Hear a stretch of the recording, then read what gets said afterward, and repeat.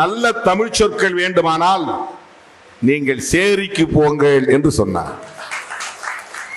சேரி மக்கள் வாழ்கிற குடியிருப்புக்கு செல்லுங்கள். தமிழ் இன்றைக்கு வாழ்கிறது என்று சொன்னால், நல்ல தமிழ் சொற்கள் இன்றைக்கும் புழக்கத்தில் இருக்கிறது என்று சொன்னால், அது ஒடுக்கப்பட்ட மக்களிடையே இருக்கிறது. இன்றைக்கு தமிழ் தேசியம் குறித்த விவாதம் தொடங்கிவிட்டது. ஒரு செய்தியாளர் இடத்திலே கேட்டார், என்ன திடீரென்று தமிழ் தேசியம் என்றெல்லாம் பேச தொடங்கிவிட்டீர்கள் என்று கேட்டார்.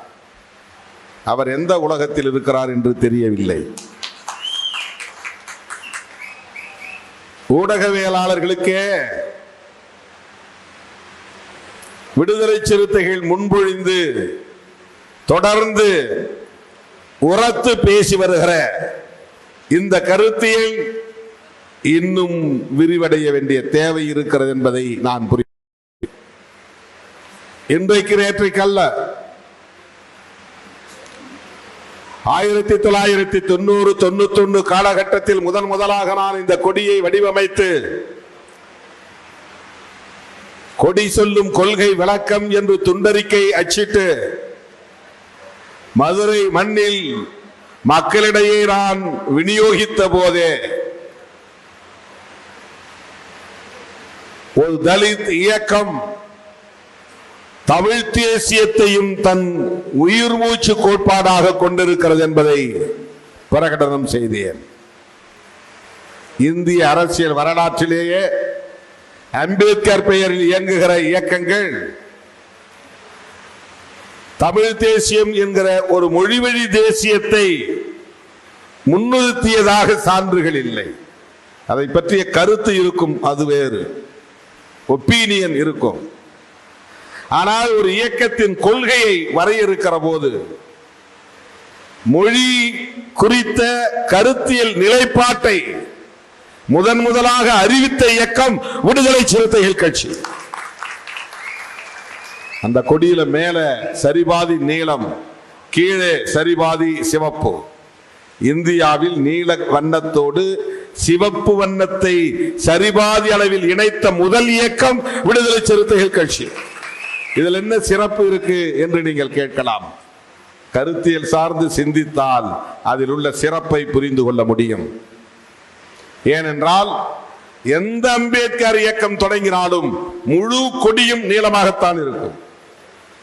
அதிலே தம்ம சக்கரம் இருக்கும், அல்லது தலைவர்களின் படம், அம்பேத்கர் படம் இருக்கும், அல்லது கட்சியின் பெயர் இருக்கும், இப்படித்தான் இருக்கும். ஆனால் நீளமாக இருக்கும். நீல கொடி, அவ்வளவுதான். அந்த கொடி வடிவமைக்கிற போது நான் அந்த நீல வண்ணத்தோடு சரிபாதியாக சிவப்பை இணைத்ததில் ஒரு கருத்தியல் இருக்கிறது. இந்த இடதுசாரி சிந்தனை தலித் அரசியலோடு இணைந்து முன்னெடுக்கப்பட வேண்டும் என்பதுதான் அந்த சிந்தனை. கம்யூனிஸ்டுகள் தான் வெறும் சிவப்பு, அதிலே வேறு எதையும் அவர்கள் இணைக்க மாட்டார்கள். அம்பேத்கர் இயக்கம் வெறும் நீலம், அதிலே வேறு வண்ணம் இருக்காது. கம்யூனிஸ்டுகள் முழுமையாக சிவப்பு கட்சி கொடிகளில். இதுதான் கடந்த கால அரசியல். நான் இடதுசாரி வண்ணத்தையும் அம்பேத்கர் இயக்கத்தின் நிலையான வண்ணத்தையும் சரிபாதியாக இணைத்தேன். 1990 ஆண்டு ஏப்ரல் திங்கள் 14ஆம் நாள் புரட்சியாளர் அம்பேத்கர் அவர்களின் பிறந்த நாள் என்று மதுரை மண்ணில் இந்த கொடியை ஏற்றினேன். அந்த கொடியின் வடிவ நடுவிலே ஒரு நட்சத்திரம். அந்த நட்சத்திரத்தில் 5 முனைகள். அந்த 5 முனைகளும் எங்கள் கொள்கைகளை பேசும், வியூகங்களை சொல்லும் என்று நான் பிரகடனம் செய்த போது, ஒரு முனை சாதி ஒழிப்பு, இன்னொரு முனை தமிழ் தேசியம், இன்னொரு முனை மகளிர் விடுதலை, இன்னொரு முனை பாட்டாளி வர்க்க விடுதலை, இன்னொரு முனை ஏகாதிபத்திய எதிர்ப்பு இதுதான் சிறுத்தைகளின் கொள்கைகள். ஆகவே தமிழ் தேசியம் என்பதை 2026 திருமாவளவன் பேசவில்லை. 1990 முதலாக இந்த கொடியை வடிவமைத்து அறிமுகப்படுத்திய போது அறிவிப்பு செய்தோம், பிரகடனம் செய்தோம். அதிலிருந்துதான் தொடர்ச்சியாக அதை செம்மைப்படுத்தி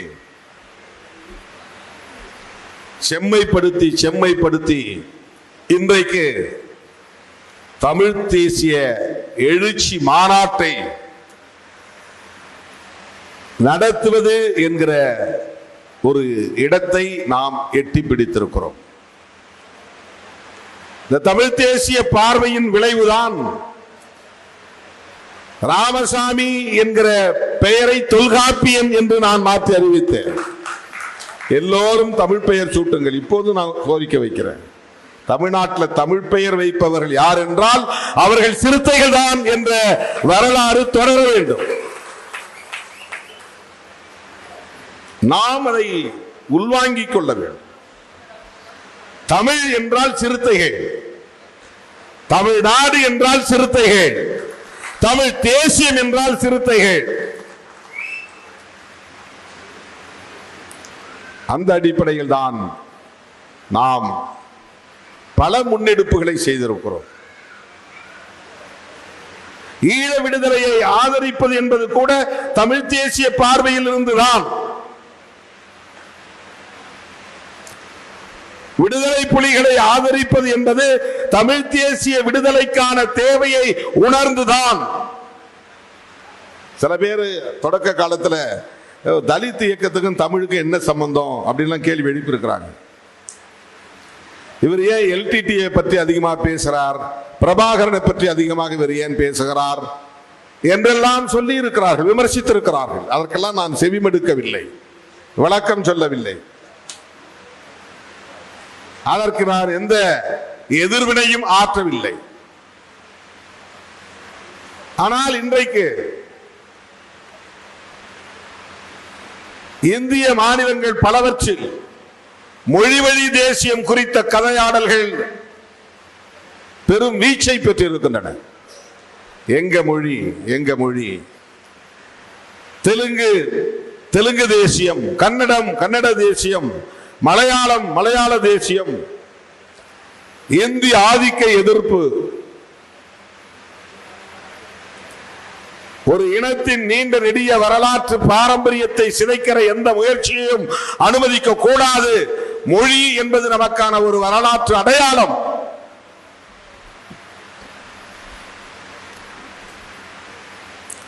சாதி இந்துக்களாய் பரிணமித்தவர்கள் சமஸ்கிருதமயமானார்கள், விரைந்து மிக வேகமாக சமஸ்கிருதமயமானார்கள். கவி காமு ஷெரீப் என்ற ஒரு பெருங்கவிஞர் இருந்தார். அவர் ஒரு நிகழ்ச்சியிலே பேசும்போது தேவநேய பாவாணர் நூலக கட்டிடத்தில் 87, 88 அந்த காலகட்டத்தில் 85 நான் எம்ஏ படிச்சுக்கிட்டு இருக்கும்போது 83 85 வரை நான் எம்ஏ படித்த காலம். அப்போது அவருடைய உரையை நான் கேட்டேன். அவர் சொன்னார், நல்ல தமிழ் சொற்கள் வேண்டுமானால் நீங்கள் சேரிக்கு போங்கள் என்று சொன்னார். சேரி மக்கள் வாழ்கிற குடியிருப்புக்கு செல்லுங்கள்.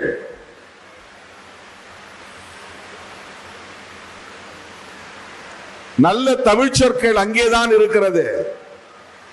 சாதி இந்துக்கள் தங்களை மேம்பட்டவர்கள் என்று காட்டிக் கொள்வதற்காக சமஸ்கிருத பெயர்களை பிள்ளைகளுக்கு சூட்டுகிறார்கள், வடமொழி பெயர்களை சூட்டுகிறார்கள், பொருளை கூட வடமொழியில் தான் அழைக்கிறார்கள். நாம சோறுன்னு சொல்றோம், அவங்க சாதம் சொல்றாங்க. சாதம் தமிழ் இல்லை, சோறு தான் தமிழ். சோறு இன்றைக்கும் உயிர்ப்போடு இருக்கிற இடம் சேரிதான். ஒடுக்கப்பட்ட மக்கள் வசிக்கிற இடத்தில் தான் அந்த சொல்லாடல் புழக்கத்தில் இருக்கிறது.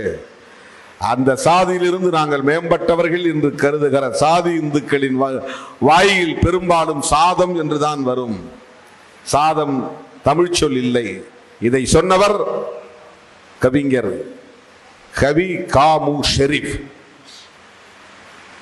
தோழர்களே, தமிழ் இன்றைக்கு வாழ்கிறது என்று சொன்னால், நல்ல தமிழ் சொற்கள் இன்றைக்கும் புழக்கத்தில் இருக்கிறது என்று சொன்னால், அது ஒடுக்கப்பட்ட மக்களிடையே இருக்கிறது.